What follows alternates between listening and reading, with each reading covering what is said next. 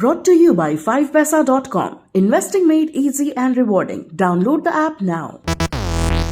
खुशदीप मिश्रा एक IT firm में काम करते हैं। कमाई इतनी कि खा पीकर महीने के 30 से 40 हजार बच जाएं, लेकिन हाल तक इस बचत का ज्यादातर हिस्सा भी ज़रूरतों और शौक पर खर्च हो जाया करते थे। इसके बाद जो कुछ बचता उसमें से कुछ फिक्स्ड डिपॉजिट वाले या कंपनी में ही वॉलंटरी प्रोविडेंट फंड में वो कटवा देते। पिछले साल तक यही उनकी सेविंग हैबिट थी, लेकिन बीते अक्टूबर में उन्होंने डीमैट अकाउंट क्या खुलवाया, अब दोस्तों से निवेश पोर्टफोलियो शेयर करते घूमते हैं। पहली बार शेयर मार्केट में निवेश करने वाले खुशदीप ने दिसंबर में ही 5 म्यूचुअल फंडों में 2-2 हजार रुपए की SIP यानी कि सिस्टमैटिक इन्वेस्टमेंट प्लान शुरू किए हैं। अभी मार्केट से ज्यादा कुछ नहीं मिला है, लेकिन वह रोमांचित जरूर है। कल तक शेयरों का नाम सुनकर ही दूर भागने वाले खुशदीप कहते हैं, मुझे इंडिया की ग्रोथ पर भरोसा है, मार्केट आज नहीं तो कल बहुत ऊपर जाएगा। खुशदीप का यह भरोसा उनके दोस्तों पर भी तारी हो चुका है और वो भी स्टॉक मार्केट में खासी दिलचस्पी लेने लगे हैं। खुशदीप की कहानी असल में कोविड के बाद भारत में आए एक बड़े फाइनेंशियल रुझान की झलक मात्र है। असल तस्वीर हाल ही में जारी केंद्र सरकार के आंकड़ों में दिखाई देती है। वित्त मंत्रालय के मुताबिक बीते करीब 2-2.5 साल में ही भारत में डीमैट अकाउंट्स की संख्या दोगुनी हो गई है। साल 2018-19 तक देश में 3.6 करोड़ डीमैट अकाउंट्स थे, जो नवंबर 2021 तक 7.4 करोड़ हो गए हैं। डीमैट अकाउंट यानी डीमैटेरियलाइज्ड अकाउंट, वो खाते जो शेयर मार्केट में ट्रेडिंग करने के लिए जरूरी होते हैं। अब नए आंकड़े बताते हैं कि बीते 20 साल में जितने डीमैट अकाउंट्स खुले उससे ज्यादा हालिया 2.5 साल में ही खुल गए।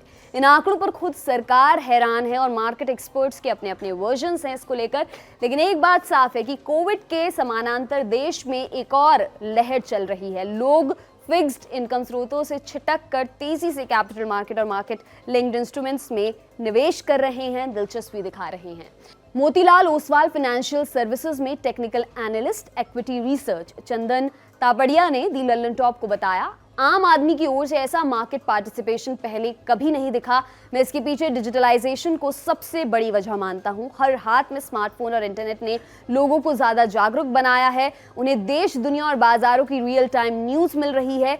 यही चीज़ उन्हें अपनी बचत और निवेश के बारे में आगे की रणनीति बनाने में भी मदद कर रही है। मसलन लोगों को पता है कि देश की ग्रोथ रेट क्या है, एक्सपर्ट क्या कह रहे हैं, इससे उनका शेयर बाजारों पर भरोसा बढ़ा है। इसके अलावा कोविड के दौरान शेयर बाजारों ने भारी गिरावट के बाद जो रिकवरी दिखाई उससे भी आम आदमी बाजार की तरफ आकर्षित हुआ है। तापड़िया ने बताया कि डीमैट खातों की यह ग्रोथ थमने नहीं वाली। 138 करोड़ जनसंख्या वाले देश में केवल 1.2 करोड़ लोग ही शेयर मार्केट में निवेश करते हैं। जैसे जैसे फाइनेंशियल लिटरेसी बढ़ेगी, डीमैट खातों की संख्या बढ़ती जाएगी। अप्रैल से अक्टूबर 2021 के बीच 1.9 करोड़ खाते खुले हैं, यानी हर महीने 26.7 लाख नए अकाउंट्स। यही वो दौर है जब सेंसेक्स ने 48,000 से 62,000 तक की बुलंदी छुई थी। थोड़ा पीछे जाएं तो कोविड की पहली लहर के दौरान निचले स्तरों से यह रिकवरी 150% से भी ज्यादा रही। जानकारों का कहना है कि जितने भी नए डीमैट अकाउंट खुले हैं उनमें 3/4 लोग 30 साल से कम उम्र के हैं, यानी युवा वर्ग को मार्केट की तेजी ने खासा आकर्षित किया है। जानकारों का इस पर यह भी कहना है कि इस दौरान ज्यादातर शहरों में वर्क फ्रॉम होम के चलते नौकरी पेशा लोग घर परिवार, टीवी, सोशल मीडिया और करीबियों के संपर्क में ज्यादा रहे। इससे भी उनकी मार्केट को लेकर जागरूकता बढ़ी और वो भी इस तेजी से जुड़ाव रखने को आतुर हुए। दूसरा वर्ग वह था जिसे नौकरियां गंवानी पड़ी। वो या तो अब भी बेरोजगार है या कोई छोटा मोटा काम करने को मजबूर है। ऐसे लोगों में जल्दी से जल्दी उस आर्थिक घाटे की भरपाई करने की इच्छा प्रबल रही है। कुछ सर्वे में यह भी सामने आया था कि नौकरी खो चुके लोग बचत की रकम को ज्यादा से ज्यादा आक्रामक तरीके से निवेश करना चाहते हैं ताकि जल्द से जल्द ज्यादा रिटर्न मिल सके। इस कारण उन्होंने सीधे शेयर मार्केट में उतरने का फैसला किया। इसके अलावा हाल फिलहाल महंगाई दर भी एक बड़ी वजह है कि लोग फिक्स्ड इनकम स्रोतों से निराश हो रहे हैं और अपने बचत की रकम से ज्यादा रिटर्न कमाना चाहते हैं।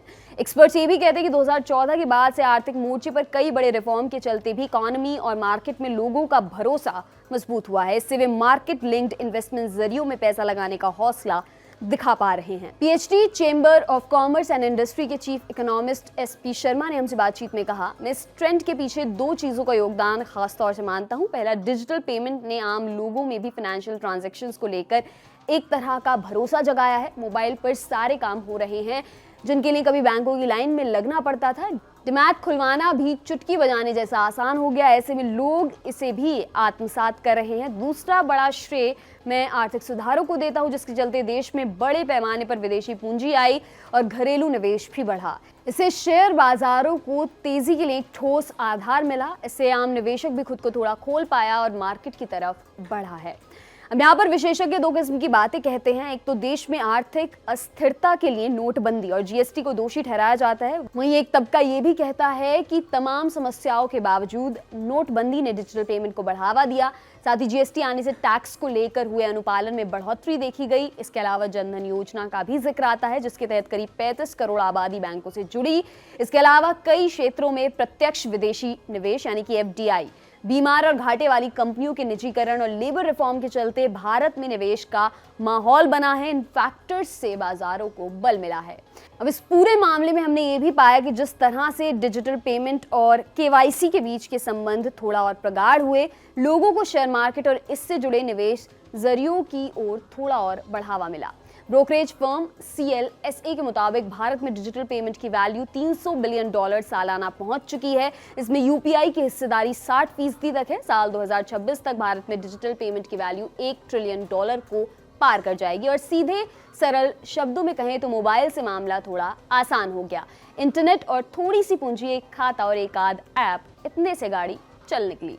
डिजिटल पेमेंट की आदत लोगों में डीमैट एसेट के प्रति भरोसा जगा रही है। लोग मोबाइल में पैसा रखते और देते हुए समझने लगे हैं कि इसी तरह share, mutual fund, gold, ETF भी रखा और बेचा जा सकता है।